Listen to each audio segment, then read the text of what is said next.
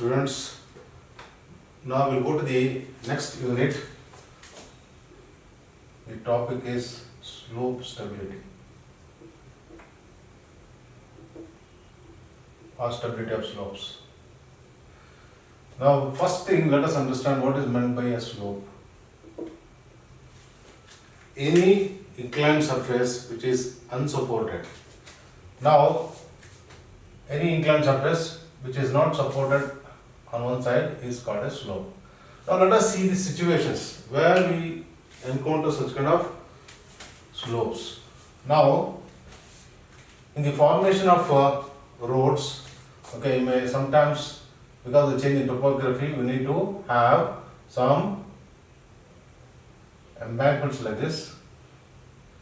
On that, you are going to have a road, or it may be a highway embankment having a cutting. You may have a cutting like this, and you may have a road.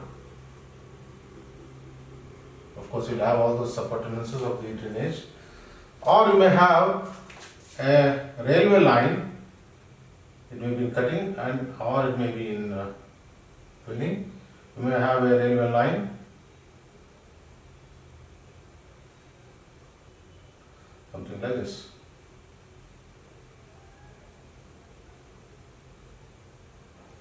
Now, this kind of inclined surface which doesn't have any support here is called a slope.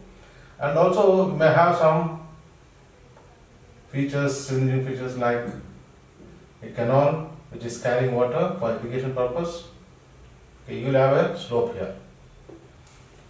Now, we may have a storage device. Okay, you are going to store water on one side. This is an embankment. There also we will have the slopes. Therefore, we got various situations where in engineering practice we encounter slopes. Now, we need to analyze the stability of slopes. When you are designing a new feature, okay, you need to know for this soil property at what inclination I need to provide this so that it is stable. Now, depending upon the situation, we have a different requirement, okay, different safety requirement. Now, let us get into more details. In this chapter, you are going to only discuss and you are going to find out, you are going to discuss about the different methods of finding out only one thing, that is the factor of safety. All our concern in this chapter is to find out factor of safety, where I am going to discuss how do we define factor of safety for a slope. Now, having understood the different situations where, in field situations where we are getting these slopes, now we'll go further, we'll try to understand how these slopes can be classified. The main classification, slopes can be classified into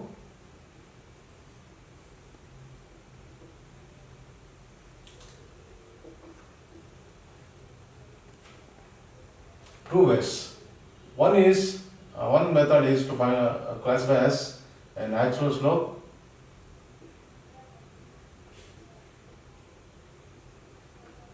or it is a man-made slope.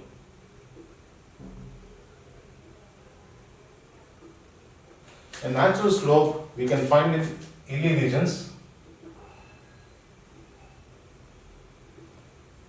which are formed due to the natural forces, whereas man-made slopes are the artificial slopes, artificially created.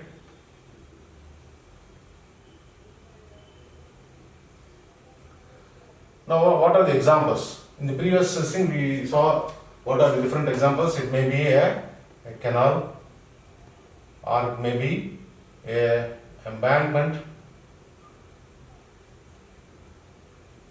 that is a road embankment, or a railway embankment,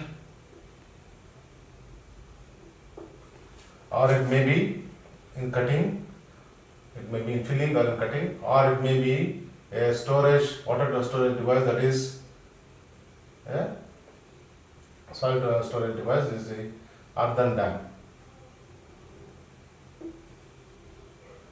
for storing water. Like this, you got these are artificially created slopes. Now, whether they are natural slopes or man-made slopes, slopes can be classified into infinite slopes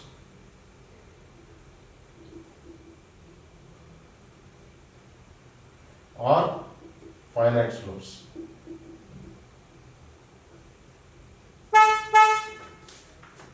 Now, what do you mean by an infinite slope? Now, if this usually occurs in hilly areas, natural mountains, hilly regions, okay, hilly areas. In this, what happens? We have got this slope. To an infinite extent, you have similar properties. You got at any depth. If you take any depth, okay, at any depth, you try to sample it. Okay, if you got similar properties, okay, you got similar properties. The properties are similar here. The properties are similar here, and it extends to a very great length. Such kind of slopes are called infinite slopes. These can be found only in hilly regions. The finite slopes are the artificial slopes, artificially created slopes, artificially prepared slopes, or finite slopes. The slopes are of a definite extent. There is a finite length. Okay. All these things, what you are seeing here, these are all the artificially prepared slopes, and they are of finite extent. Therefore, they are called finite slopes. Now, the stability analysis, I am confining the stability analysis to only the finite slopes. Okay, need be, we will see depending upon the time available. We will also discuss about infinite slopes. Now, we will try to see what are the factors that affect stability. The factors affecting a stability of slope.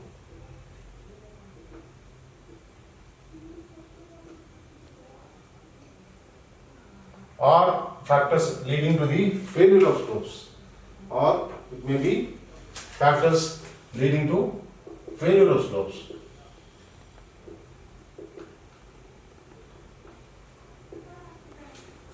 Now let us try to see what are those factors. The first factor, the first and foremost important factor for any slope to, now if this is the slope, now it usually, as we presume, to fail like this. Now we will try to understand why and draw such a thing. The predominant force that tries to along a plane of weakness. So if you take in a two-dimensional thing, okay, it appears to be a curvilinear line. In most of the cases it is like this, but this is not, it's a typical one. It is not necessarily that it should be a rotation failure like this. It may have different shapes. We will try to discuss about that. Now in this failure portion, okay, it is the weight of the sliding portion which is trying to destabilize. Therefore, it is the gravitational force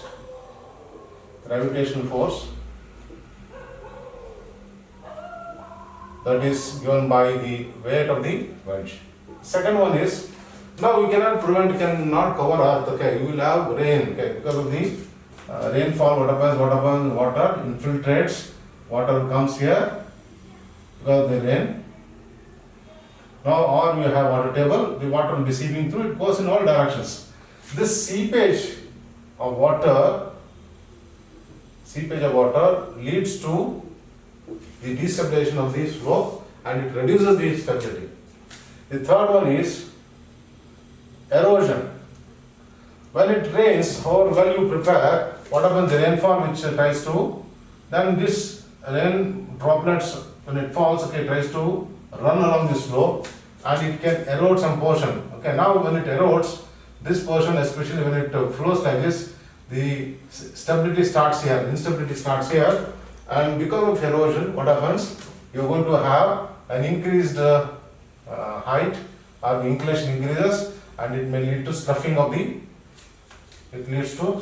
the slope material. Therefore, it leads to destability. The fourth one is In regions where there is seismic activity, activity or seismic forces also leads to the reduction of the factor of safety, or it will lead to the failure of slopes. These are the main factors which affect the slopes. Now we will get into the basis of analysis. How to analyze a slope?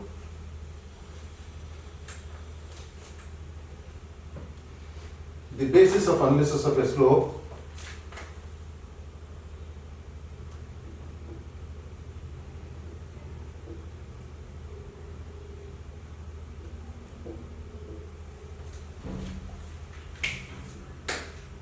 The basis of analysis of the slope is based on, now we need to have some simplifying assumptions.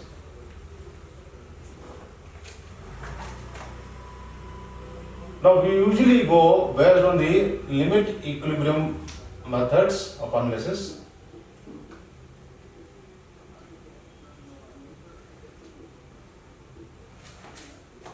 When you want to understand this limit equilibrium method, now we need to make some assumptions, simplifying assumptions. Otherwise, what happens? You have got a lot of indeterminacy. Now let us say I got a slope like this, a possible failure plane. There are different possibilities. You can have a failure like this. The expected failure can be anywhere. Where you are going to have the least factor of safety, probably it is going to fail along that, and that has to be estimated. And for a given material and for a given slope, okay, you are going to have one critical. Let us say this is the most critical and possible slip surface. Now, if you want to make an analysis to find out what is the factor of safety, how much it is safe against failure, there is a lot of indeterminacy. The indeterminacy has to be, why there is indeterminacy?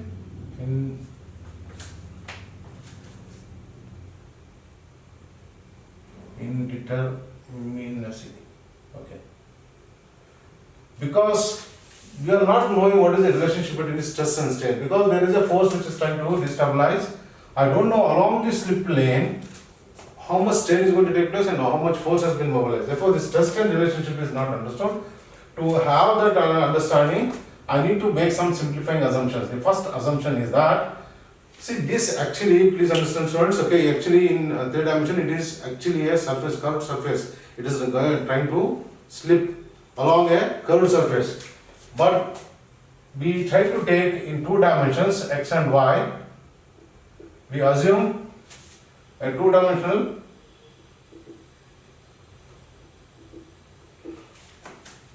slip surface along a two-dimension.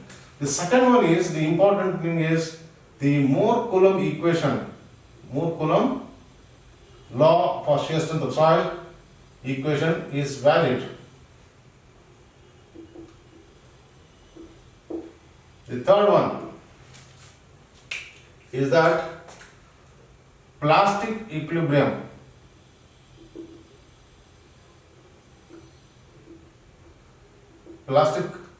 condition is developed, means there is a complete mobilization of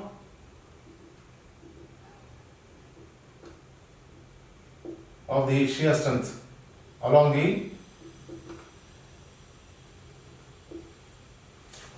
the critical slip surface. There is a complete mobilization of the shear strength.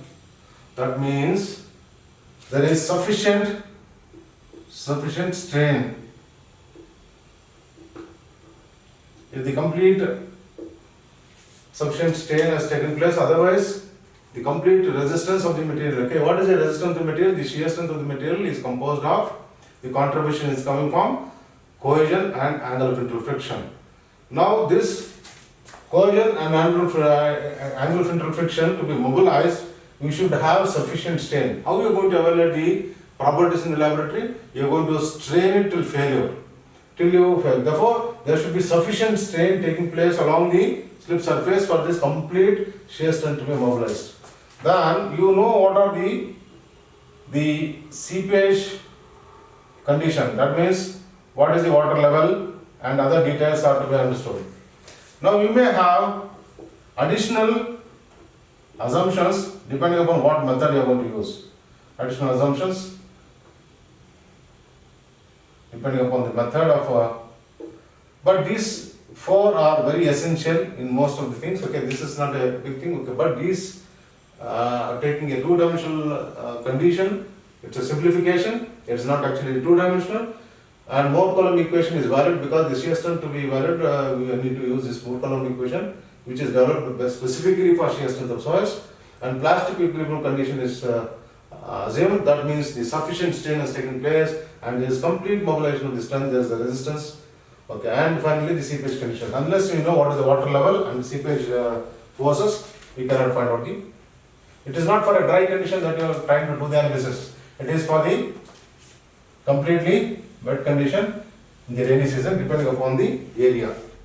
Now we need to do the analysis. Now what is my main premise? I need to find out what is the factor of safety. Factor of safety, students, is defined as factor of safety F is equal to the resisting, it is the ratio of the resisting force or the resisting moment to the driving force or the driving moment. Please understand, it is not ratio, it is R, okay, because we should not take either it is a force or resisting moment.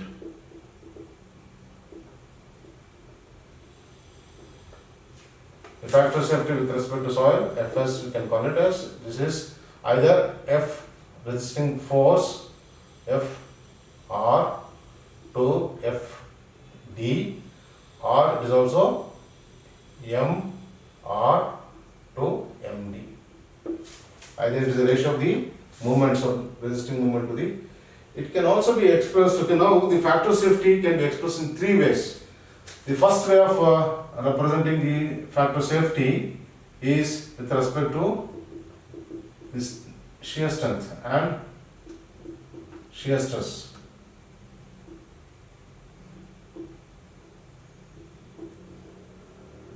Now, the stress is the external force which is trying to drive the slope to failure, and strength is what the inner resistance of the material. Now, we define with respect to shear strength as the shear strength of the soil along the critical slip surface to the shear stress.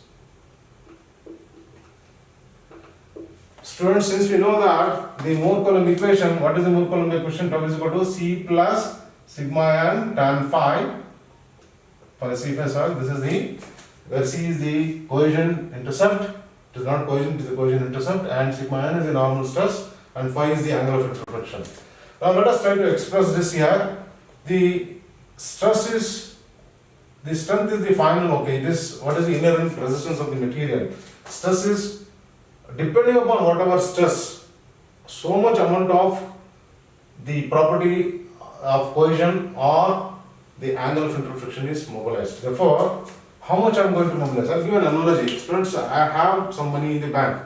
I am not going to use all the money. Only depending upon what is my expense, I am going to draw that money and I am going to use it. Similarly, though the soil has got certain strength, or the depending upon whatever situation, the external stress which is coming, which is trying to drive the soil to the soil slope to failure, so much amount of stress, strength is mobilized.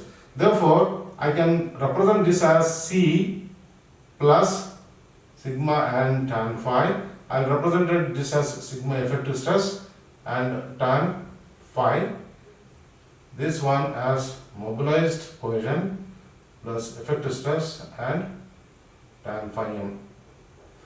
This is what is obtained from the laboratory till you strain the specimen till failure, and this is what is that we don't know how much it has been mobilized.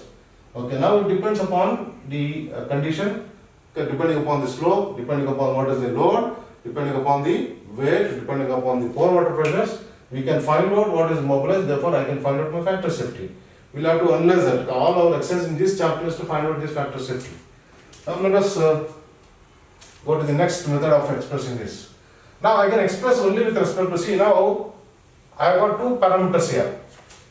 In expressing the factor safety, it is nothing but the strength. Okay. Now I have got the cohesion and I got the angle interfriction. These are the two parameters which are giving the shear strength to the soil.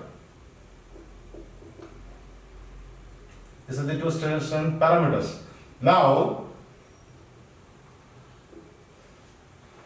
I can express, now I'll tell in a very simple way. Let us say these are the two partners for a company.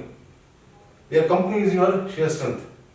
Now this shear strength mobilization depends upon how much cohesion is contributing, how much angle of interfriction is contributing.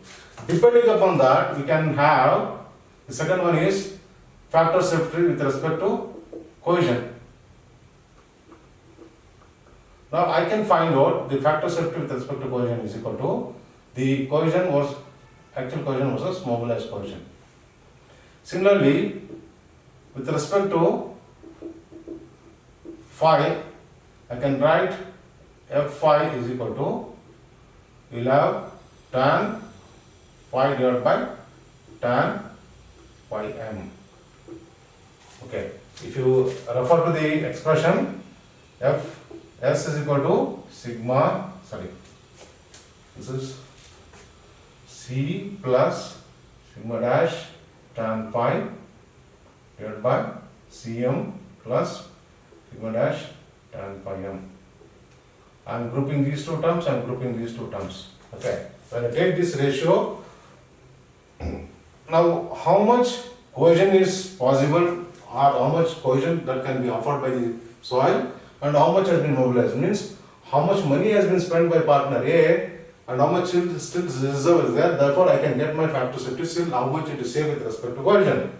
Then with respect to the angle of interfriction, how much friction has been mobilized. If at failure, if the soil can offer a friction resistance of phi is equal to say 35 degrees, and during the slip failure, if the, because you got two contributions coming from this thing, okay. Now if so much of say 30 degrees of phi is been mobilized or utilized for resisting the slip to take place or to resist the slip from taking place, then I have some reserve amount, okay. That is therefore tan 35 divided by tan 30 gives you a factor safety.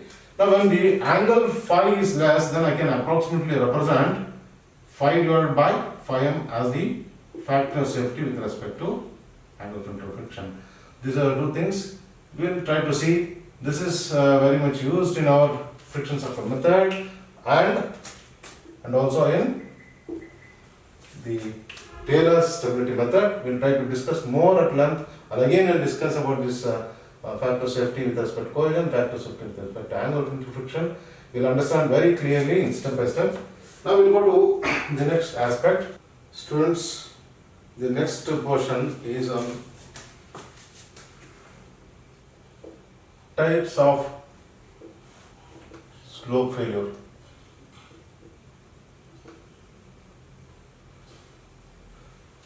We have different types of slope failure. Let us try to discuss about the rotational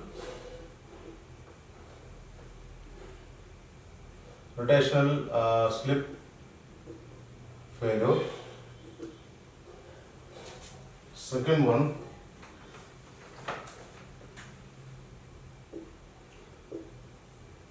translational failure. Then we have the compound failure.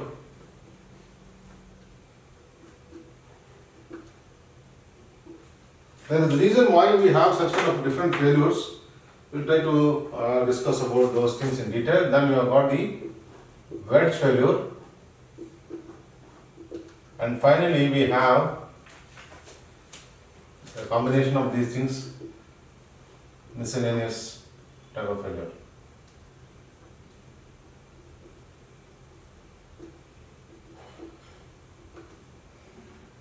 Now what is the rotational failure is a common type of failure. We'll try to see where we have this kind of rotational slip failure. Now, in this rotation failure, we have got three types. One is a phase failure, then you got a toe failure, and you got a base failure. Now we'll try to see this kind of failure situations. When do you have a phase failure? Now let us say I got a slope. This slope is like this. This portion is called the toe, and this is called the face. Now if the failure takes place, if the rotation slip takes place, passing through the face of this thing, face of the slope is called the phase failure. Now if the rotation slip takes place passing through the toe, then this is called toe failure. This is phase failure. In case you have, why does this phase failure take place? When you have, during the construction, you got some weak material in the top portion, because you have some gradation in material, you have different materials. Okay. The top portion of the material may be slightly weak, then likely the plane of weakness may be passing through the toe, or the workmanship is not proper, various reasons, or there is some erosion, some weakness has taken place. Most of the failure will be passing through the toe because this is the weakest point. Now when you have a weak material, see, this is the portion where you have prepared your slope, you have compacted this and you prepared the slope. Here you have got a weak material. Below you have a relatively impervious material like a rock material. This is a weak material. This is a relatively strong material.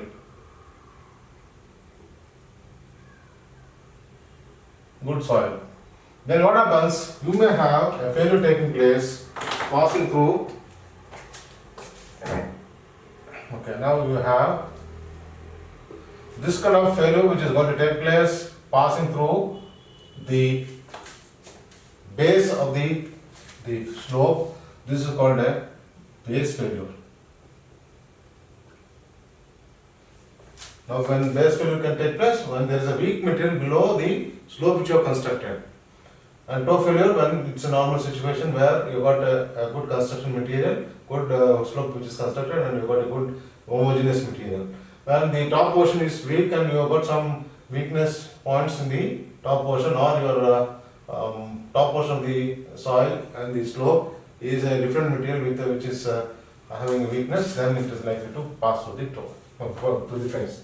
Now we'll try to, this is about the rotation slip failure. Now let us try to see about the translation failure. So this usually takes place, a translation failure takes place in a infinite slope. When you have a infinite slope with similar property,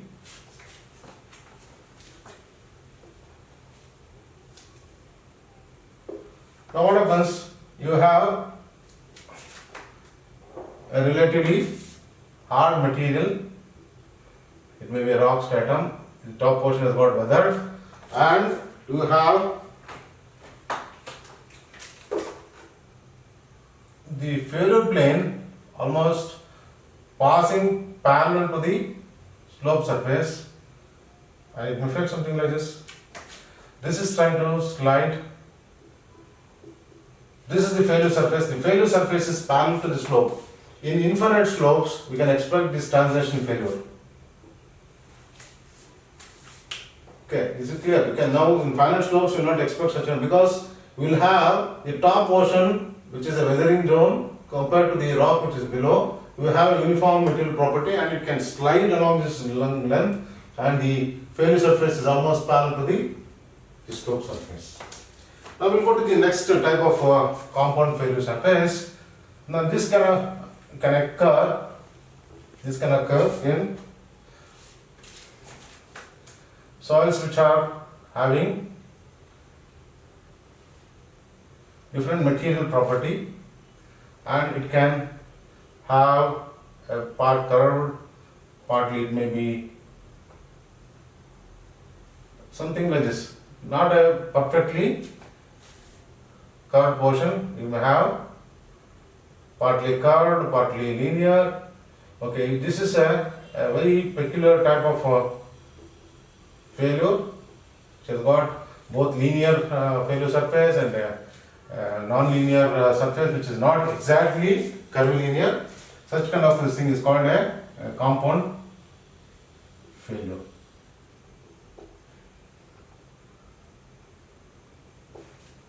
Then miscellaneous failure is a combination of all this. Now we got one more, wedge failure. When do we get wedge failure?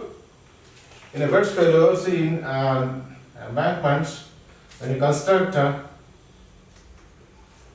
you have two dissimilar material. It can fail like this. Wedge can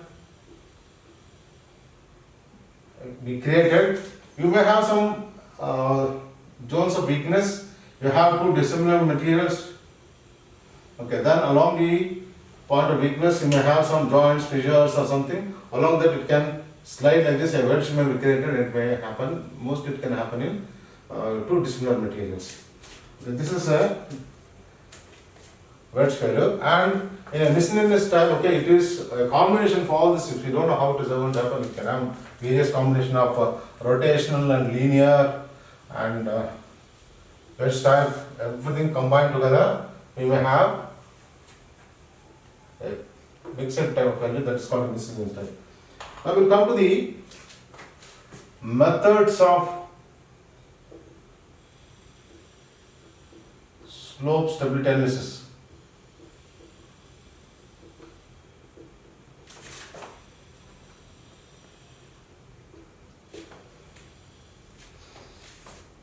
So we have the first method is the Swedish slip circle method.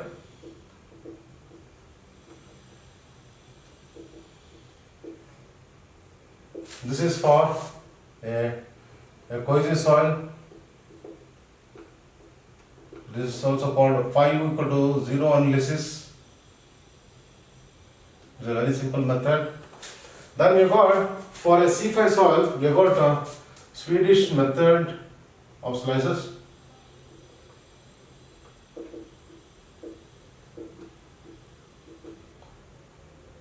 We use it for C5 soils. Now students, you may question why it is called Swedish method. We will try to discuss about that, why it is called a Swedish method. The third one is the friction circle method.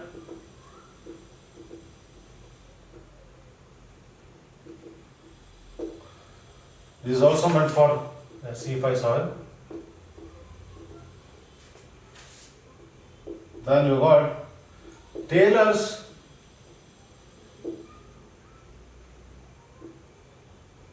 method, which is called method of stability numbers.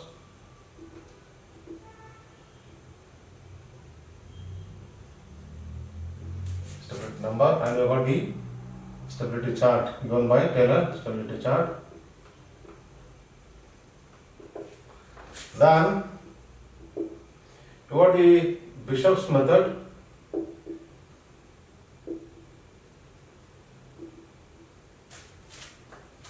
Then you got Morgenstern and Price method. There are various other methods. Let us not worry about those methods. We are going to confine to these four methods in your discussion in this particular semester.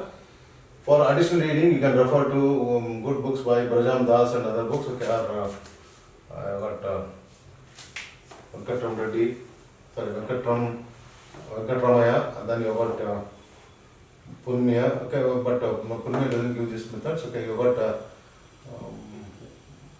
book written by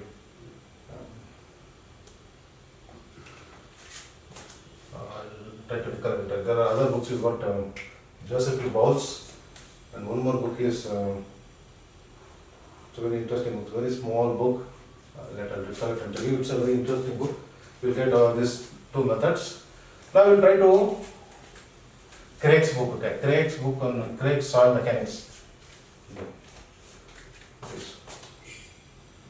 Craig's soil mechanics. I think it is now in the 7th edition. I think 7th edition. Or you can refer to book authored by Brajan Das. It's a good book. Okay, these books you can refer for this additional methods which I am not going to cover in this session. Now we'll try to go to the Swedish method of slip circle. Swedish slip circle method. The first one. It is a very interesting method. It is very simple. The Swedish method, see, in the Second World War, as I understand, in the Second World War, there was a necessity to construct these railway lines, and they were trying to, in Sweden region, in many parts of Europe, you have soft clays, and when they were constructing the slopes, and there was a need for understanding this slope stability, so that you construct those slopes for the embankment, for the railway embankments, so that they are stable. Then they developed, under the leadership of Fellinius, a group of Swedish engineers. Okay, they came out with this method. This is called the Swedish method of slip circle. In this method, for a purely cohesive soil, this is called phi u equal to 0 analysis. That means it's an undrained condition. The undrained angle of interflexion is 0.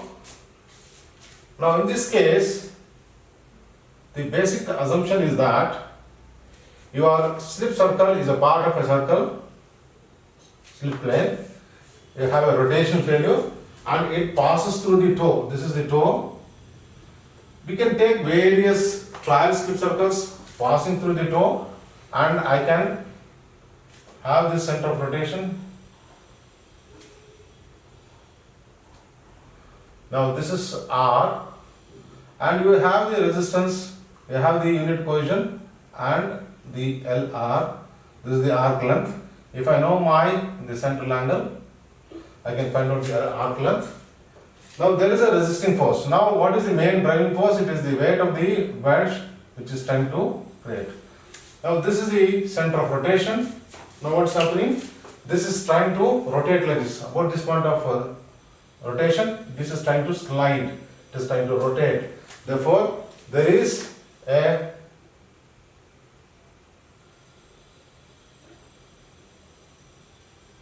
let x bar be the lever arm of this weight acting about the center of rotation, and there is a resistive force. This is the resistive force, resistive cohesive force. Now we need to take the factor of safety. What is the driving force?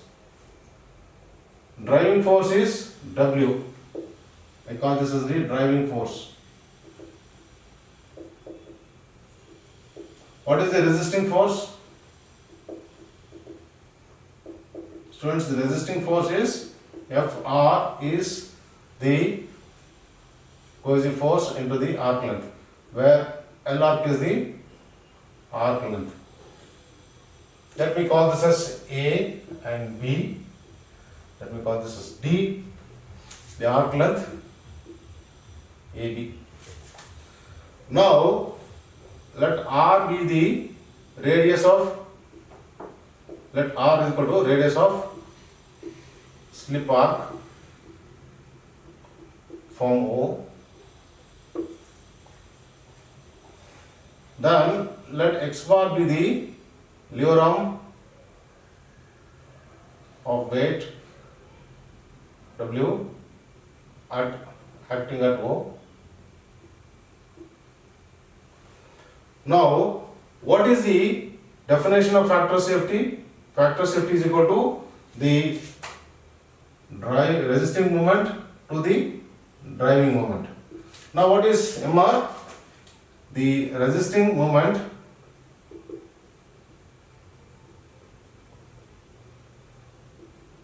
MD is equal to, sorry, no, resisting moment MR. MR is equal to the resisting force Fr into the rotation, the lever arm is R. Okay, this resistive force is equal, it is distant from, it is placed at a distance R. Therefore, this is equal to Cu into Lr into R. What is the driving moment? Driving moment is equal to Md is equal to the driving force into the lever arm x bar. This is equal to W into x bar. Therefore, this factor of safety becomes Cu into Lr into R divided by W into x bar. So one can, if you know your slope, okay, you know what is the slope, okay, maybe it is 1 vertical to 2 horizontal or 1/2 into 1/2 is to 1. If I know my slope, I can construct this. I know what is my height of the slope. I can construct this. I know what is my center of rotation. If all those things, and now what is the center of rotation? We'll try to see how to find out the center of rotation. Phil is given as a method to find out the center of rotation. Okay, he is given some angles with respect to the slope, which is called beta, and this angle with respect to the horizontal, this is alpha. I can use this angle which are called Fellinius angles. I can find out what is the center of rotation. There is a method, we will try to discuss at length. Now, once I know my arc length, because I know my one transcript circle, I know what is my radius r, I know my unit coefficient from my laboratory, I know my properties. Now from the geometry, when I can construct this for this strip center, I can find out what is this weight W, because I can convert into small rectangles and trapezium. I know my geometry, I can find out what is my weight. If I find out my area, 1 meter perpendicular to the board, I get my area into 1 becomes volume, into the unit weight gives the W. I know my W, I know what is the centroid. From the centroid, I can measure this one. If I draw a vertical and I know what is my perpendicular distance, I get my x bar. I know my unit coefficient from the laboratory. I know my arc length based on the central angle. I know what is the arc length, I can find out because I know my radius. The arc length is, what is arc length? R into delta, where delta is in radius. R, I can convert this delta in degrees. I can multiply by 180. I know what is my central angle. I know my radius. I can find out Lr. I know my unit coefficient. I can take this ratio.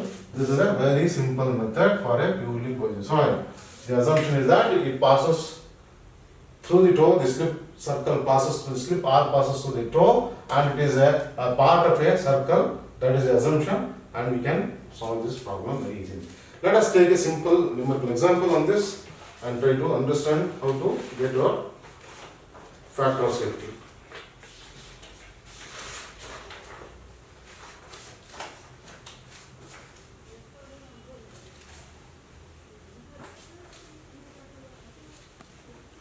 There is a data like this. There is a slope. Is given. The slope is like this. With a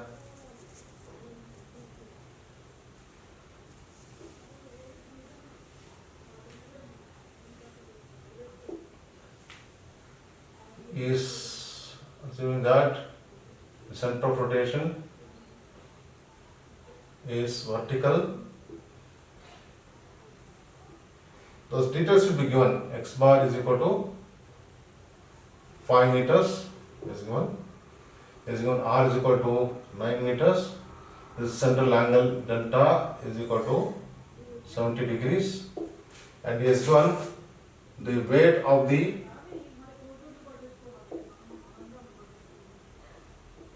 slip arc is, this is something,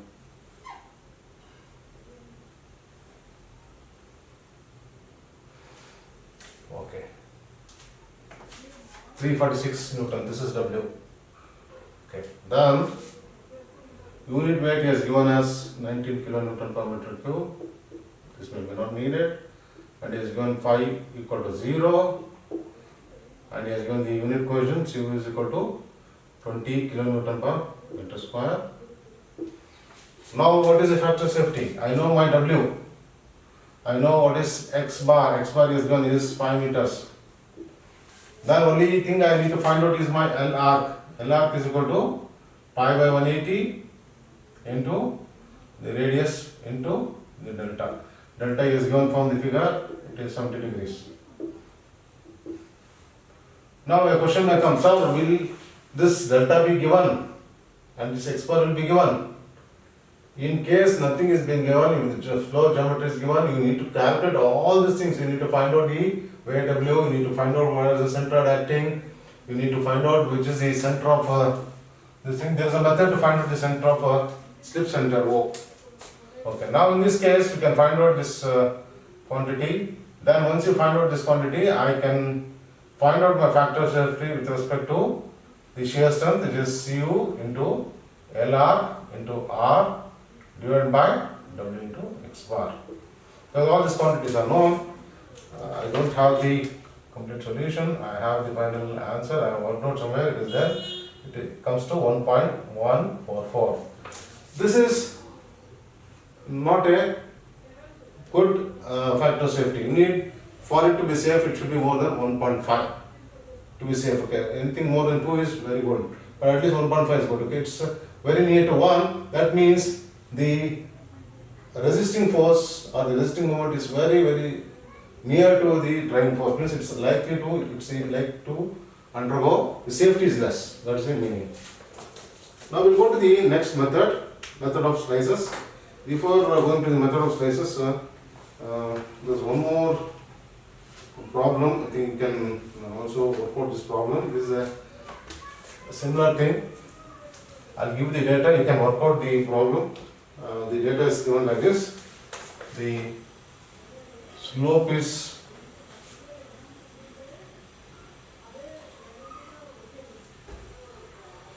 having a center of gravity here, Cg. From the center of rotation,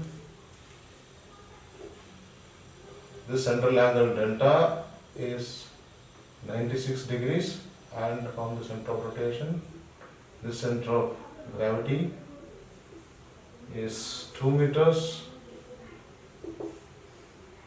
This slope angle has been given 30 degrees, and the height of the slope, this height of the slope,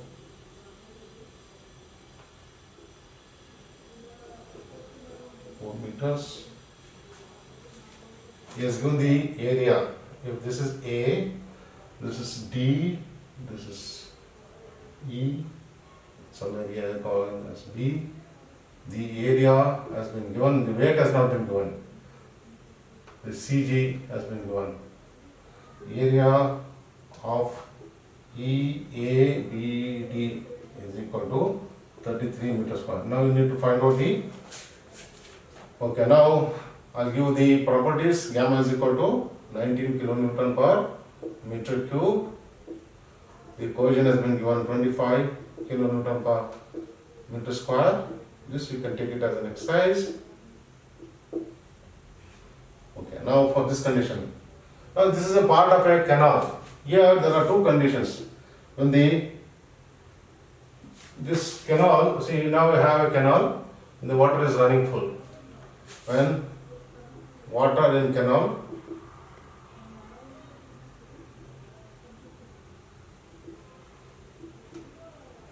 means what happens? This is gamma is nothing but gamma saturated. Okay, this is gamma saturated. Now we have to find out what is the factor of safety in this condition. The second one is when canal is emptied. What happens? This comes down. Okay, when there is a reduction in the water, when there is a reduction in water, what happens? Then this becomes from saturated to it becomes submerged. Therefore, we need to find out what happens. No, sorry, it will be first it will be submerged, becomes saturated. Therefore, your weight is going to increase. Weight is going to increase when the water comes down. Initially, it was floating in water. Now, because of the drawdown, because in summer what happens, the water comes down, then what happens, the weight increases, then the factor of safety comes down. Therefore, for these two conditions, you find out what is the factor of safety. This is the problem.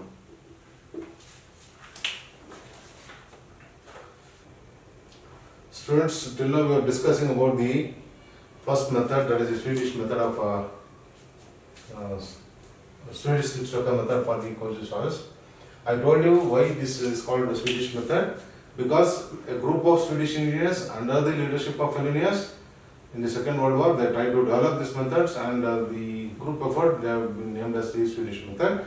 In a seafed soil, in a coastal soil, you don't do the friction component, and in a undrained condition, immediately after construction, because in that method, immediately after construction, if you want to find out this factor safety for a coastal soil, you can use that method.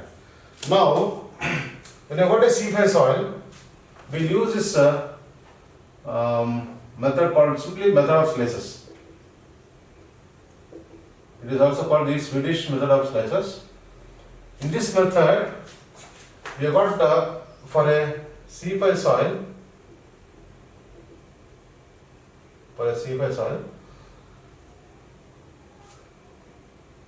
we have the contribution from the frictional component. The cohesive component is trying to give the resistance, whereas the frictional component is trying to drive the slope to failure. Therefore, if for a slip center, for a particular slip center, let us say this is the slip center, and I have got the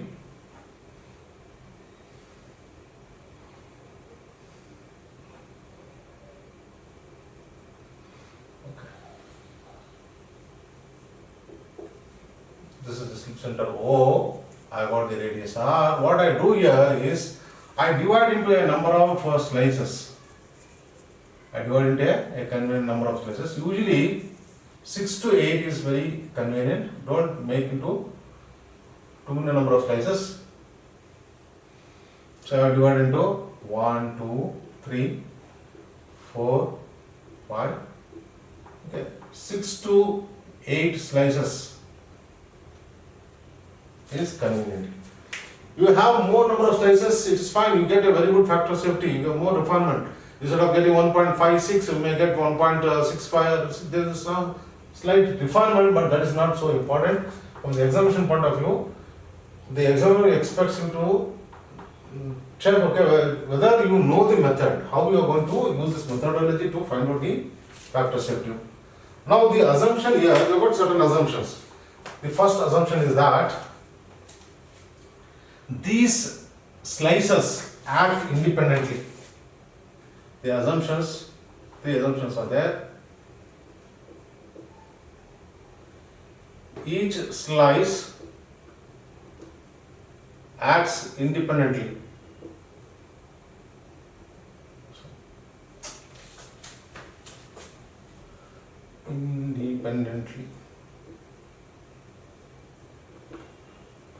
The second one is that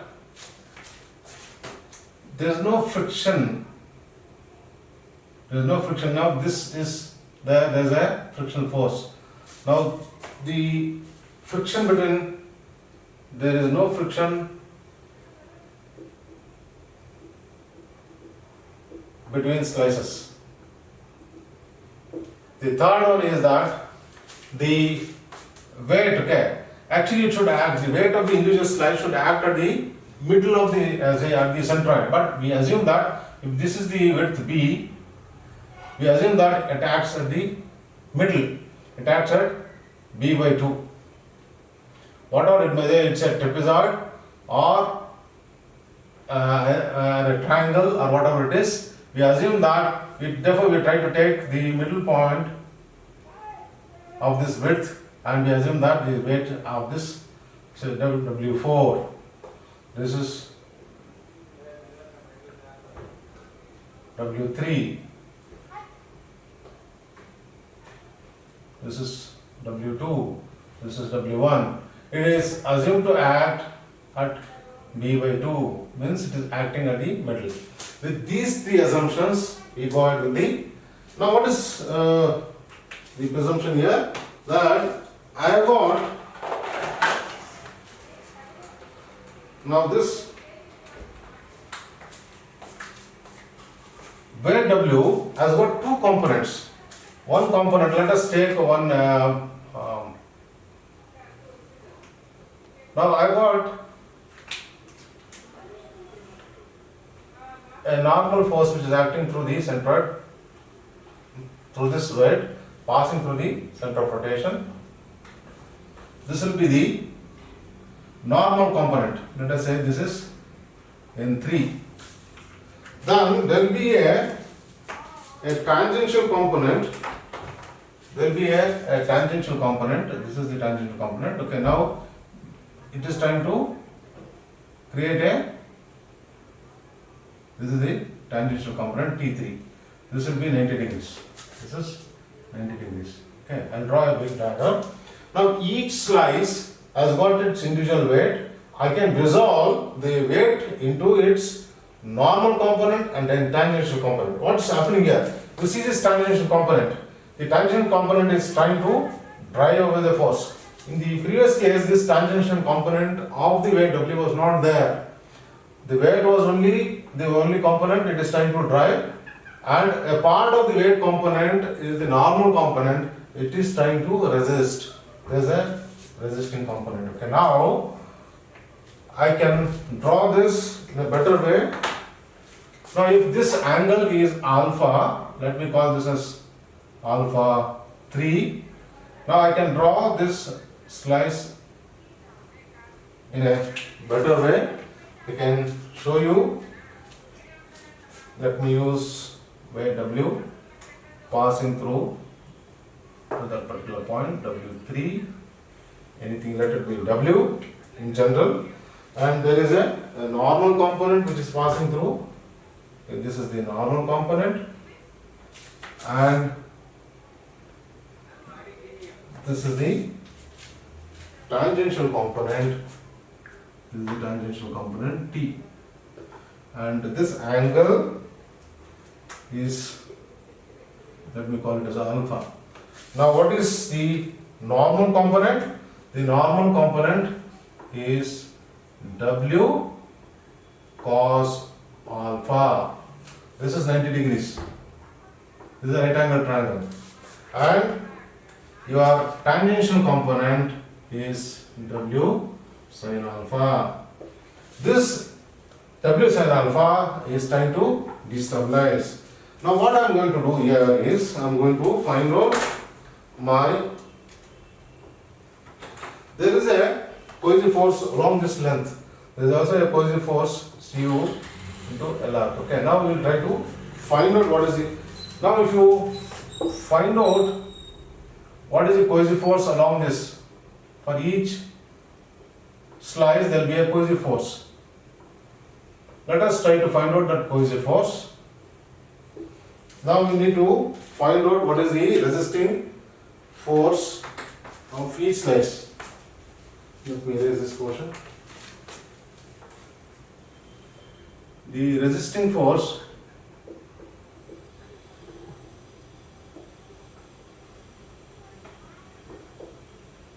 let us take under the heading each slice. The resisting force for each slice is, what is the resisting force? It is equal to there is, let us say this is delta L. Let us take some delta L. There is a unit cohesion into delta L. This is the cohesive force plus, see, you need to understand, this is nothing but tau is equal to C plus sigma n tan phi. Okay. Now this is unit cohesion into the cohesion arc length. This is the cohesive force plus the sigma n is the normal component. This is given by the normal component. Okay, this is the summation of the normal components into tan phi. Therefore, I am trying to use this Mohr column equation because already I have made an assumption. Mohr column equation is valid. Now the resistance is given by the cohesive force plus there is a, sorry, this is for individual one. This is N into tan phi. Now this is for one slice. Now what is the resistance driving force for each slice? For each slice, you have the tangential component T. T is the driving force for each component. This is for each slice. For the entire slip circle,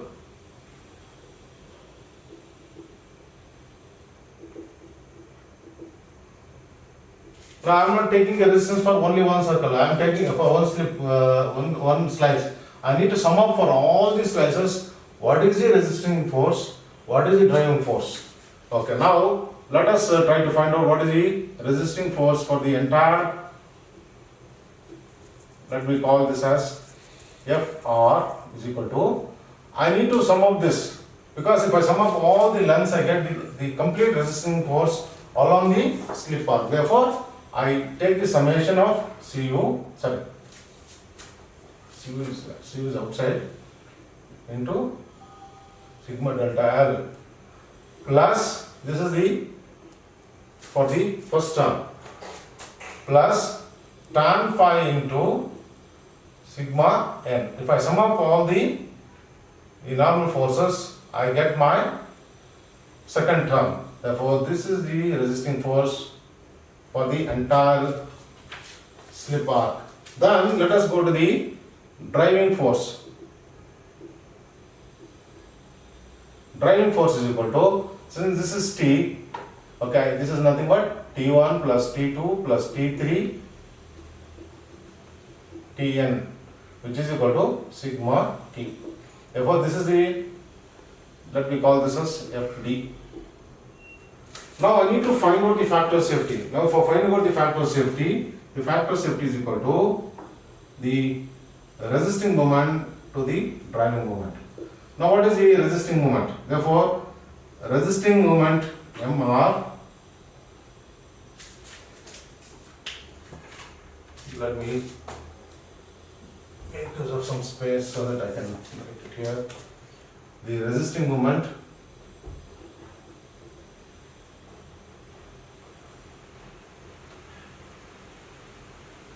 Mr equal to, now this moment, okay, so this force is, all these forces are acting at this point, therefore there is a lever arm of R, therefore I need to multiply this quantity Fr into R. Then the driving moment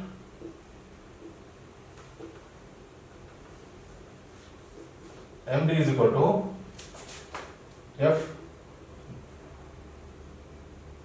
Fd into R.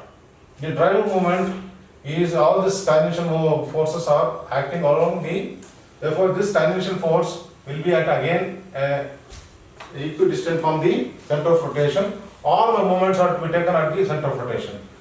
Therefore, if I substitute in this expression, what happens to this? Okay, this is nothing but this whole quantity Cu into sigma delta L plus tan phi into sigma n into R, and this is R into sigma T. These are the two things. Okay, now let me substitute here. When I substitute here, I get R into Cu into sigma delta L plus tan phi into sigma n divided by R into sigma T. Now this R gets cancelled, therefore your factor of safety will be Cu into sigma delta L plus tan phi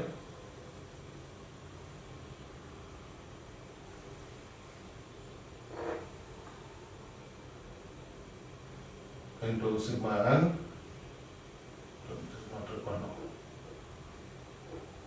divided by sigma t. Now all our exercise in this thing is to find out what is this quantity and what is this quantity. Now let us try to summarize this and let us try to take a big table so that you understand how to solve this problem. I'll repeat once again. We take the slope to a certain geometry, divide this, okay, you are going to draw to a certain scale for a trial slip center and a trial slip circle passing through the toe. This is the assumption, it is going to pass through the toe. It is a circle and this radius will be given. Now how to find out this? I'll give you the method, Fresnel's method. Now given for a given slip center and a circle passing through it, how to find out the factor safety? I am going to divide this wedge into number of slices. I am going to divide into number of slices. The convenient way is to take most of the slices as have equal widths. Okay. The last one and the first one you can take, if you conveniently if you can get equal width, it's fine.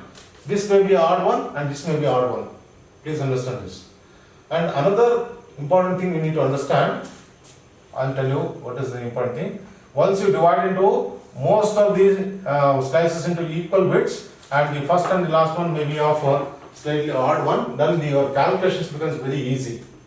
Once you divide this into different number of slices, you take the middle point and draw a dotted line like this and you try to pass a vertical line showing that it is the weight W. Now passing through the center of this thing, you for one slice you can show this construction. For all slices you do not show. For all the slices only show the weight W and only you show the normal component and tangent component only for one slice. For convenience that you have understood, draw a radial line passing through the point where your vertical line is passing. You draw a radial line and then you draw a tangent passing through this tangential to this. You just move it and draw a tangent line. Then you are forming this forced triangle. Once this is done, for the rest of the thing what you can do, just draw vertical lines, draw radial lines. Just you draw vertical lines and radial lines. Then you measure this angle alpha 1, alpha 2, okay, alpha 3, alpha 4, this is alpha 4. Now, for some of these slices what happens, your center of rotation may change. Okay, you may get T, this may be T5. This is W6 and your T6, okay. N6, this is N5. This tangential component, one or two slices at the base near the toe, you may have a negative direction. Therefore, when you take this summation, okay, you are going to take the appropriate sign into consideration. Now I told you, you are going to divide into a number of slices. You are going to draw the middle line, midpoint of the width. Then you are going to draw a vertical line to show that it is a weight. Then at the midpoint you are going to draw a radial line and you are going to draw radial lines for all the slices. You got the vertical line and the radial line. And for one of the slices you show the tangents also. And you show all these angles alpha 1, alpha 2, alpha 3, alpha 4, alpha 5, alpha 6. Okay, you can tabulate all those things. Now what is to be done is you need to find out what is the summation of the normal component, what is the summation of the tangential component. To do that, you need, for getting this, you need your W, you need your alpha. Once you have these W's and you have got alphas, then from this I can find out what is N. The normal component is equal to W into cos alpha and your tangential component is equal to W sin alpha. Therefore, I can find out N1 which is equal to W1 into cos alpha 1 accordingly for various slices, and T1 is equal to W1 into sin alpha 1. Accordingly for T2, T3, T4 like this T6, T8 or whatever number of slices you have done. We can find out what is the normal component and tangential component and we can sum up. Once you have that, okay, I can substitute here. I got my unit cohesion. I know what is my arc length, the summation of the arc length. Now this delta sigma L is equal to L arc, or you can show like this, LA or L arc. Both means this is the arc length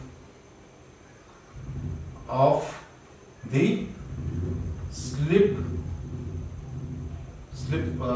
surface. This is slip surface. This is the slip surface.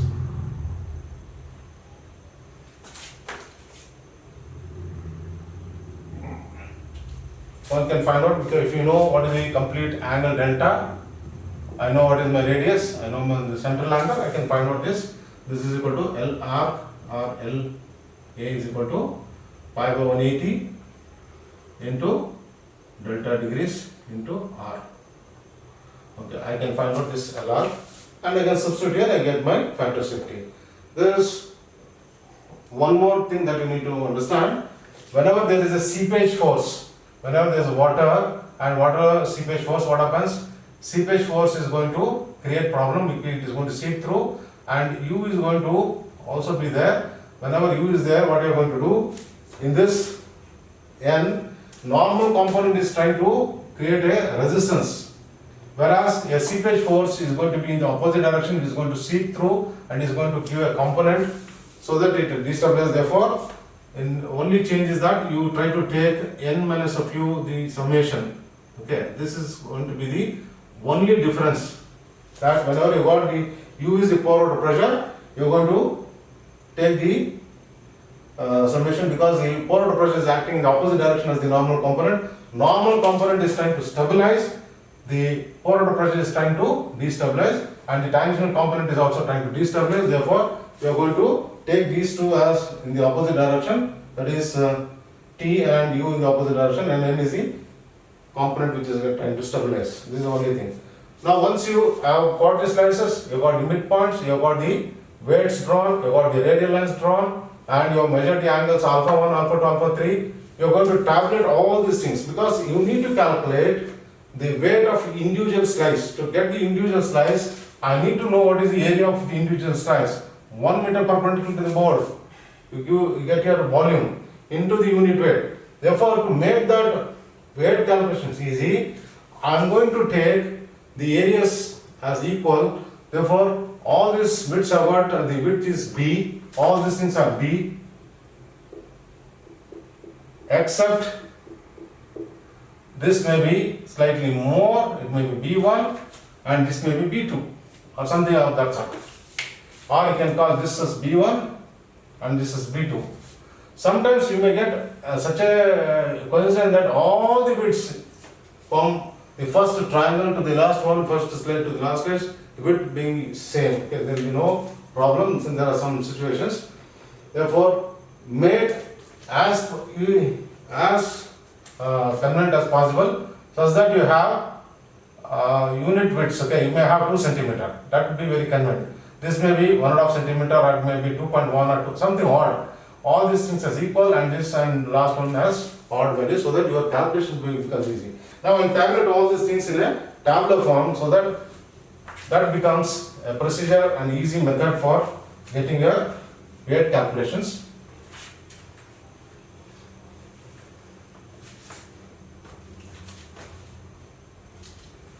Now, this is the slice number, first column. Then I am going to take the width D. You have to convert into the scale. If you take only 200, you convert into scale and take the scale actual value. Then you are going to find out the area. Okay, area A in meter square. How do you find out the area? You take to get your area, what you can do, you can have 3 columns here. Okay, to get your area, you can also, instead of that, what you can do, this is the heights of the slices, height of the lines. Okay, now I'll show you this diagram so that you understand.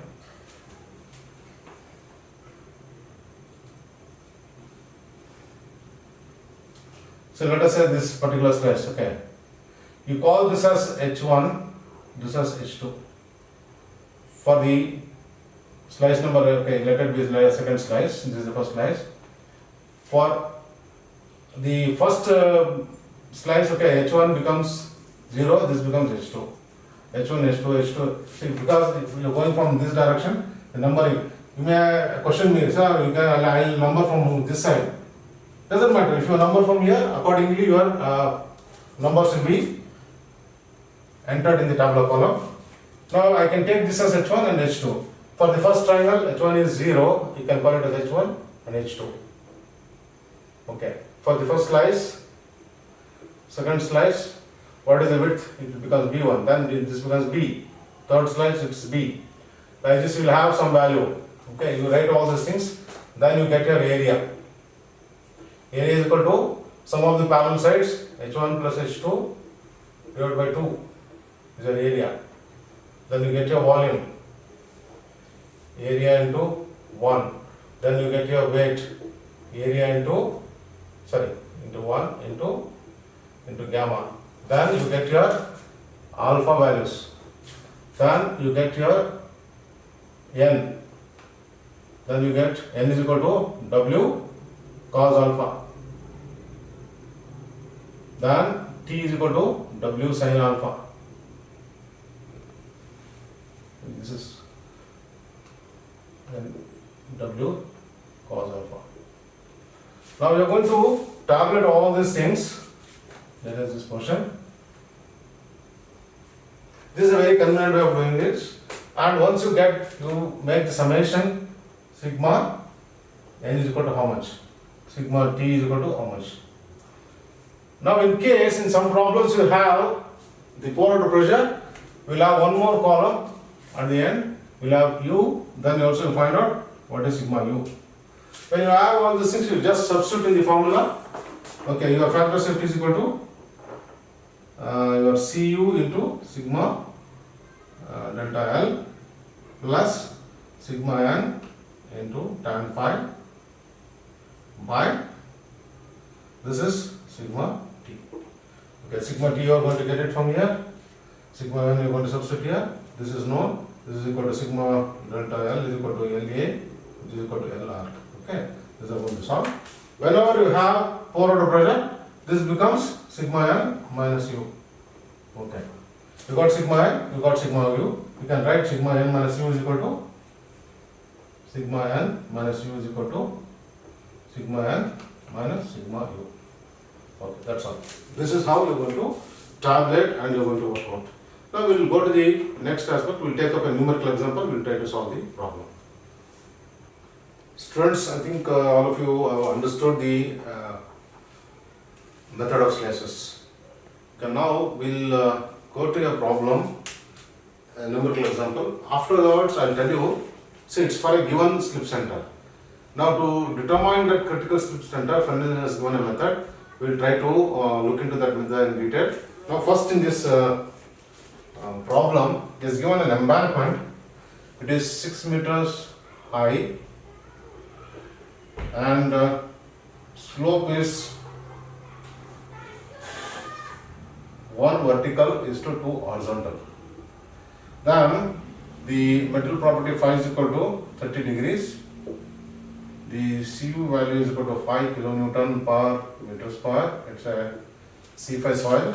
Okay, you got very less cohesion, and the unit weight is 19 kilonewton per meter cube, and you got a trans radius is equal to 8.8 meters, and is telling the center is at the same level as the top of the embankment. That is, when I draw this, let me show this how it is going to come. I am going to you are going to place your graph sheet.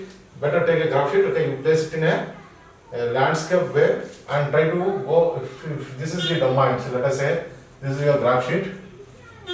Okay, now what you are going to do is take to the left extreme and you are going to draw 2 horizontal to 1 vertical. Okay, this is 2 horizontal to 1 vertical, and draw an inclined line.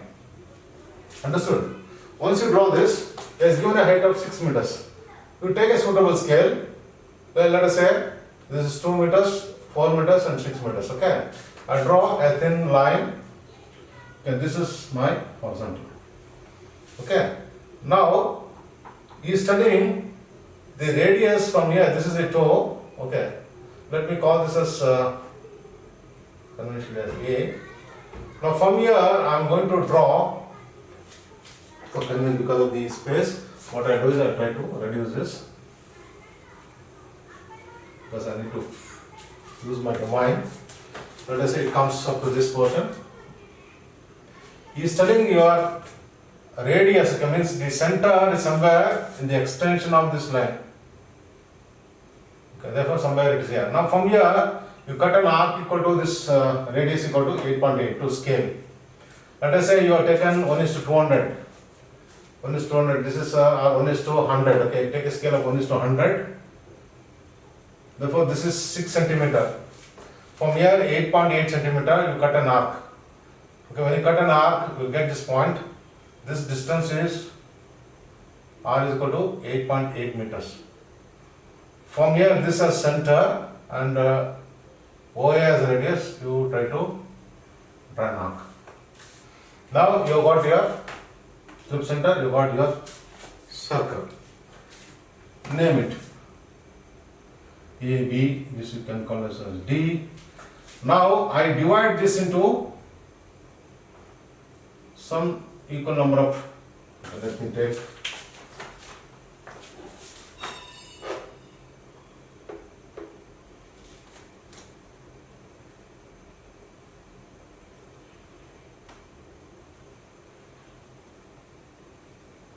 I'm dividing into number of actually I have divided into 9, I think when I work out taken 8 slices, doesn't matter. Okay, this is 1, 2, 3, 4, 5, 6, 7. Okay, I got 8. Okay, it doesn't matter, you can have 7. Now what you can do is you need to say all these things are equal. These are equal widths B. So let us say this is B1 and all these things are B equal widths.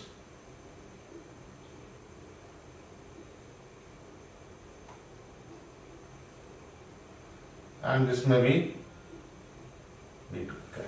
Now you take the middle point, you draw a dotted line like this, okay, to show that it is the center. Mark these lines.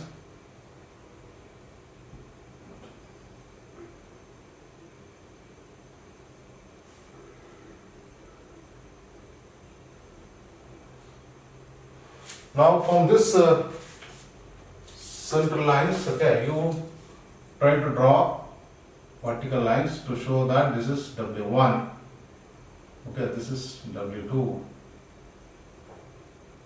this is W3, okay, this is W3, this is W4. This is exactly you are going to do similar to this. Then you are going to, for any one, we can show, let us say for W2, okay, I'll show passing through this, okay, show a normal line. This is N2, okay, I can show, for all the other things I can show normal, okay, I'll just show this normal lines. I show this line, I show this line.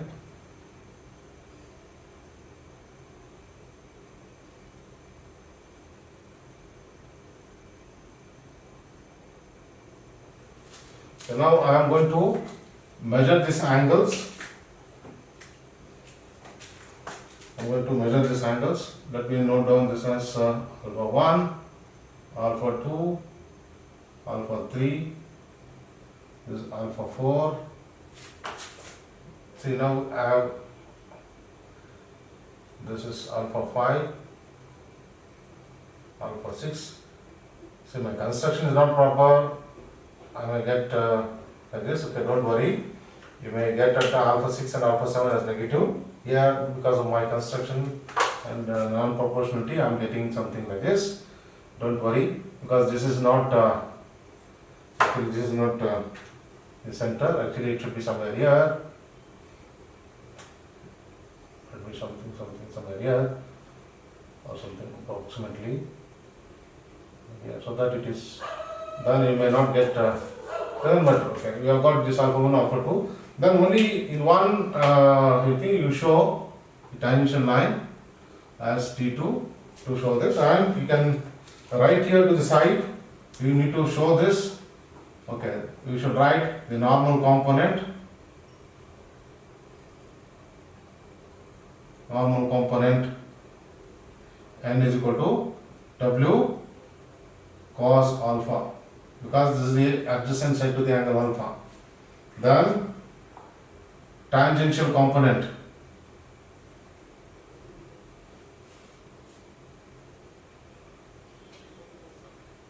T is equal to W sin alpha.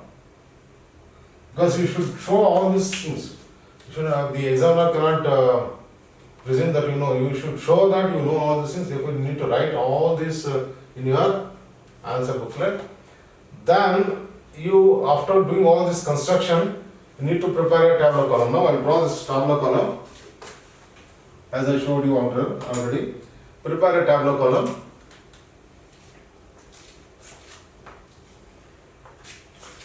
Now we will have slice number.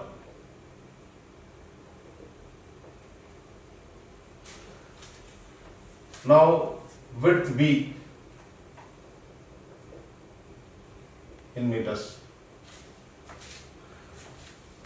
Now here this h is 0. Now you take the vertical distances or vertical distance or vertical heights for the slides of sides of the slices. Now we'll have call it as H1, H2. It is your thing, you can call it as W1 and W2, doesn't matter. Then you have your area.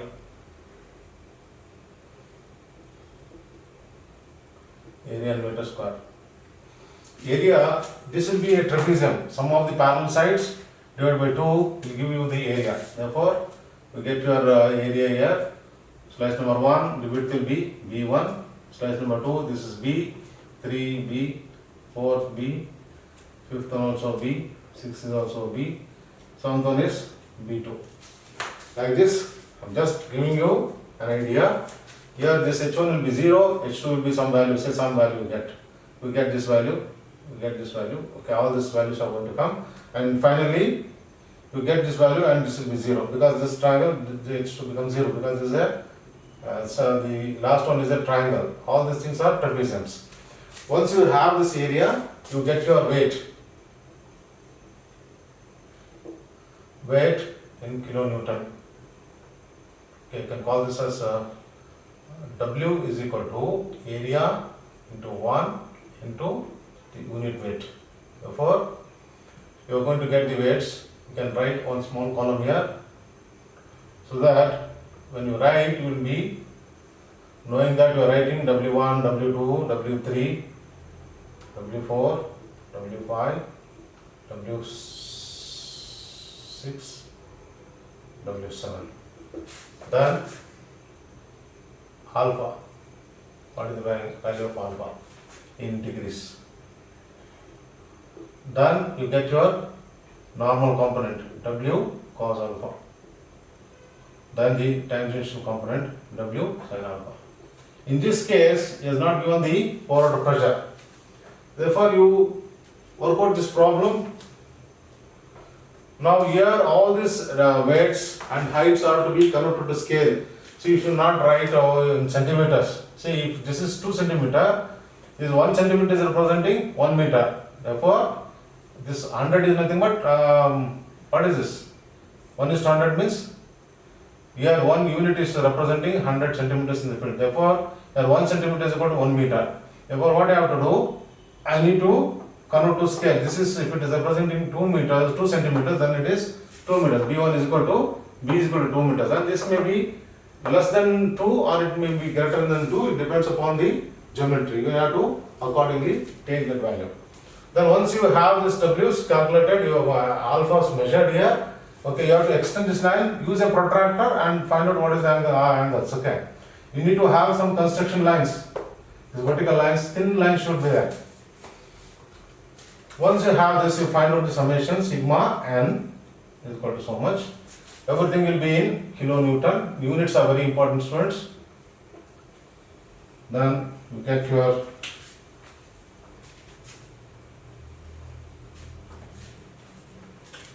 sigma t. This is how you are going to complete this. Now my answer for this problem, I think if I'm doing the solution here, the sigma n values has worked out to 1223.36 kilonewton and sigma t is 291.31 kilonewton. Now substituting this and the sigma delta L, I got my central angle delta, this angle delta. Let me check what is the value. This one is good. 135 degrees. Delta is 135 degrees.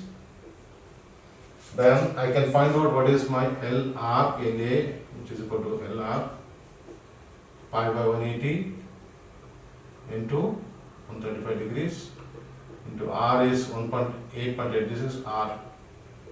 I get my LR as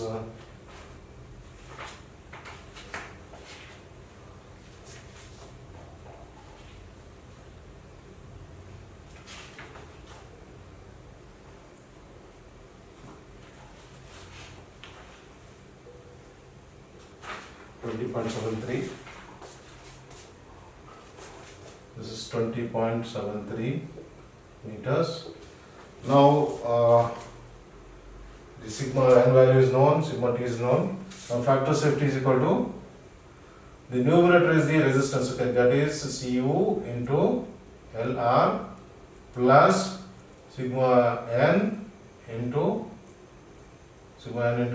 tan phi divided by sigma t. Substitute this value, the Cu value is 5, this is 20.73 plus, this is the first term, sigma n is 1223.36 into tan of phi, phi is 30 degrees, divided by sigma t is 291.31. Then simplification is going to lead to a factor safety of 2.78. This is quite good value, greater than 1.5. This is a quite good value. I think to summarize, this is a very simple method. Draw the slope, given slope to a given scale. I have taken 1:100 because the height is 6 meters. Take a height of 6. From keeping the sheet in a landscape mode, okay, you try to take from bottom, draw a small horizontal line. From there, you take 2 units horizontally and 1 unit vertically. Mark that point and join it, extend it. Therefore, this slope is 1 horizontal to, sorry, this is 2. This is 2 horizontal to 1 vertical. This is 1 vertical, 2 horizontal. Okay. Once you draw this, then draw a horizontal wherever it cuts. Okay, draw a horizontal because this height is 6 meters. Then he has told the radius is 8.8 and the center of rotation is at a distance so that, okay, it is coincident with the horizontal line from the extension of the horizontal line. Now what you do, from here A, draw an arc equal to 8.8 meters and extend this horizontal line. Wherever it meets, it is the center. From this as center, OA as radius, draw an arc. Once you get your slip circle, divide this domain into number of slices. 6 to 8 is a very convenient thing. Here I have taken 7, you may take 8, you may take 6, but don't take less. Okay, it looks very hard and your calculations will be not proper. The refinement is not good. Then you divide the width into two portions and you draw a central line, show a dotted line to show that the line of action of your weight of the individual slice. Then draw through the center a radial line passing through at this point with the intersection of the vertical line.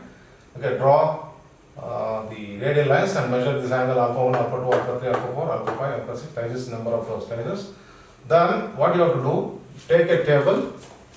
You know this widths, the width of individual slices. You can make a table, you got the number of slices, you have the column on widths, you got the vertical heights, h1 and h2. The h1 represents the right, if you go in this direction, this is the height h1 and this is h2 for individual slice. h1 is 0 for the triangle, the other are trapeziums, therefore this h1 and h2 can be taken to scale, take it to scale and convert and write whatever the values in meters. Then you find out the area.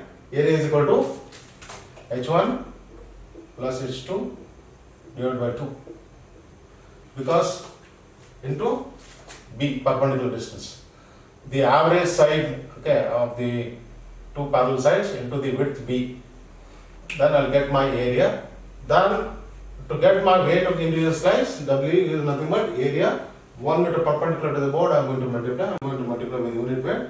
I get my weights, and you already noted down what are the angles alpha. When you prepare this table, take note down this one. Once you measure the angles alpha with your protractor, using a protractor, you try to tabulate those values of alpha. Then you calculate, make all these calculations where the normal component is equal to the weight of the particular slice into the cos of that angle alpha, and the tangential component is equal to weight into the sine of the angle alpha for that particular slice. Okay, for the first one it will be alpha 1 and this will be w1. Therefore, you need to take the particular weights of the particular slices. Once you are done with these calculations, you make the summation and you find out the arc length. You measure the central angle delta and you can find out what is the arc length.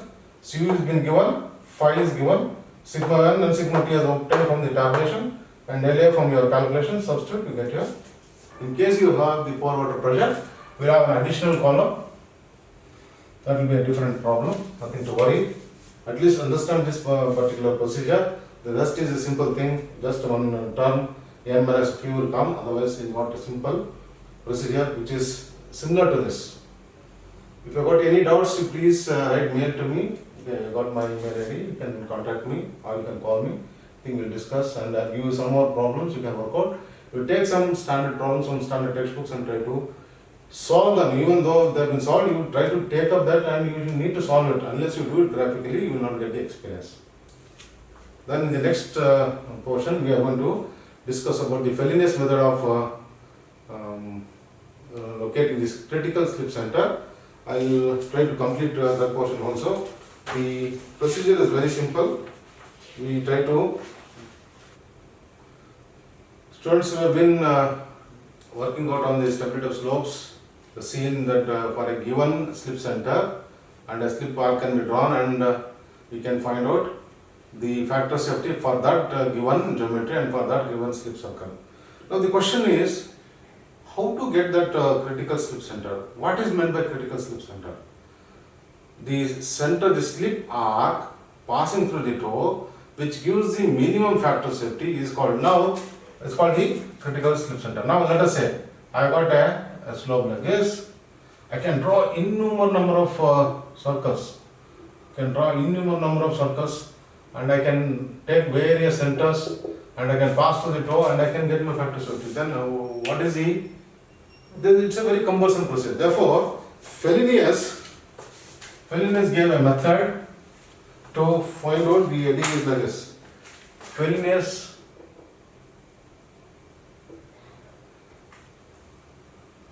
method of locating center of critical slip circle. In this,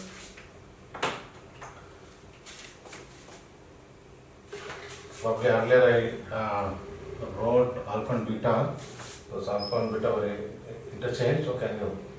Now what we have to do, what he suggested is, if I'll try to draw a smaller one because I need to accommodate. Let's say this is the slope and this is the height of the slope.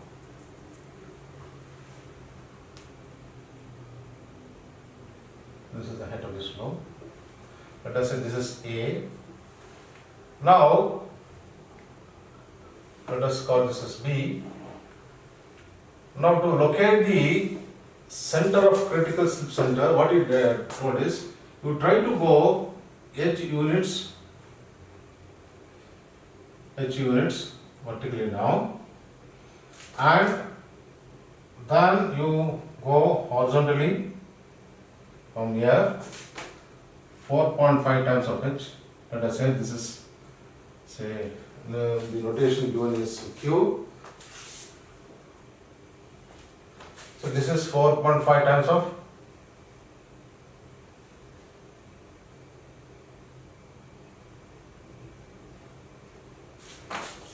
okay.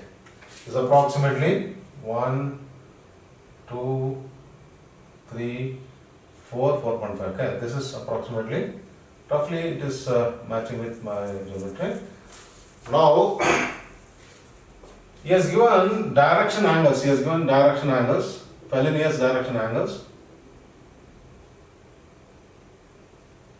alpha and beta. These angles alpha and beta are reckoned for a particular slope geometry and angle of intersection phi. So let us see where I is known as the slope angle. Okay, for a particular slope, so this is horizontal to vertical. For this horizontal to vertical, I can convert it into an angle I, and phi is the angle of intersection. He has given what are those values of alpha and beta. How to reckon that alpha? Now alpha is taken from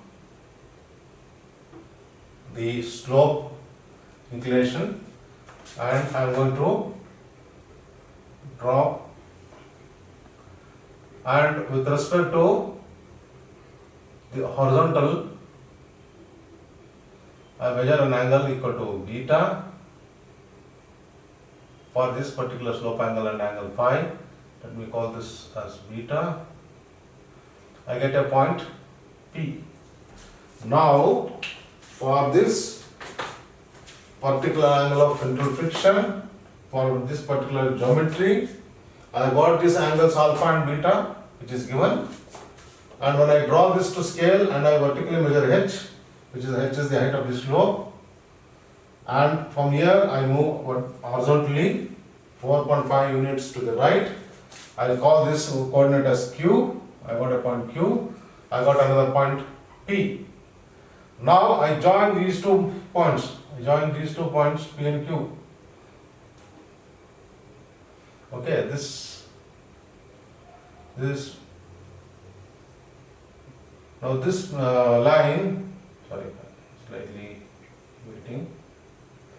This line, if I extend this line, on this line, now what I am doing? I am doing a procedure to reduce the location of the trial centers. I got a line. Now this line, on this line, I can take one slip center and I draw, from passing through the toe, I draw a slip arc. I try to find out the factor safety. Now his presumption is that your center will be, see, you cannot take here. Okay, you can take it, you will get different circles, you will get different factor safety. But that may not be the minimum. Your minimum will be, the locus will be somewhere on this line. Therefore, he has reduced the procedure of finding out the minimum factor safety or the critical slip center. Now let me say I get, for the first trial, I get my factor safety to some scale. I'll draw this. Then I'll take another point and draw another circle. Okay, I draw another circle. I get another factor safety. Then I get another factor safety. Then like this I try to do various trials. I try to get the factor safety like this. Okay, this is the locus, this is the factor of safety. These are the values. Maybe, say for example, this is the first trial, this is the second trial, this is the third trial, this is the fourth trial, this is the fifth trial. I get for the first trial number 1, 2, 3, 4, 5. I get factor safety of, let us say I got 2.6, then I get 2.35, then I get 2.1, then just come to the minimum, then okay, what happens, it is becoming 2.28, then it is going to 2.52. Now this is decreasing and increasing. Now I draw a line joining these points of this factor safety. I have marked these values. This is drawn perpendicular to the point 1. With this center, I have drawn a circle and I got the factor safety. I use the same friction size. What is that method of slices? I found out that. I have done 5 trials like this and I got this variation of the factor safety. Now, from this I find out what is the minimum factor safety. This is the point, and this becomes the critical slip center. Understood? This is the critical center. This is giving, and the minimum factor safety is this. Now somewhere in between this, okay, it is coming up. This only may be the lowest value. Okay, or this may be 2.2.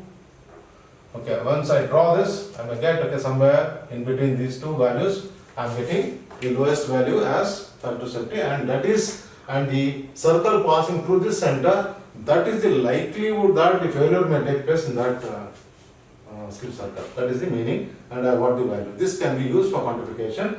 If this value doesn't satisfy my requirement, then I am going to change my slope. Instead of going for steeper slope, I can make it still more slope, because it may be a seismic area. I don't want 2.2, I want 3 or 3.5. Then what I can do, I can try to reduce my slope angle. Then for that given material file, I have made it more stable. I can do all these things in an office, and accordingly I can do the construction in the field. That is the beauty of this method.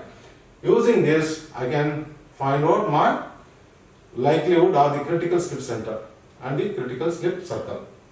And also I get my, not only the center, I get my the lowest factor safety. This is the beauty of the Fellenius method.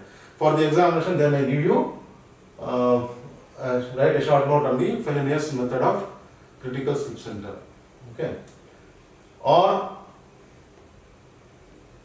we can have a very tricky question here that will be seen in your test. Okay, I will give you certain things. Okay, you need to do all these trials. Okay, I may give you the factor safety. Okay, I may ask you to, I may give you some values, or I may give you the locus. You have to find out the locus, and you have to find out something of that sort. Okay, very tricky thing, but very simple. You can prepare your own set of questions. Okay, there is no difficulty that I should set questions. You can set your questions, and you can try to get prepared.